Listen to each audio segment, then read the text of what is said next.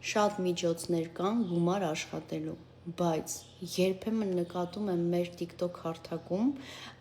լայվերի ընթացքում բաթլ են խաղում ու գրազով ու նենց վատ բաներ են ասում մեկը մյուսին, որ իրան կանեն, ես ապշում եմ։ Այն օր մի պատահական թերթում եմ, մեկը լուսկին վառում է, կպցնում է մարմնին, որովհետև ինքը գրազը կրվել է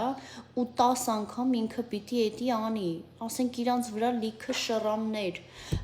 այդ գրազի պատճառով, մեկը ասում է աթոռը տուր գլխիդ, մեկը ասում է շիշը ջարդի գլխիդ, տարաղի շիշը պիտի ջարդես գլխիդ, ես ինչ եք անում, 1000 ու մի ձև կա աշխատելու, ապշած եմ ուղղակի մեր TikTok հարթակի լայվերի վրա։ Խոսքով ուզում եմ ասել,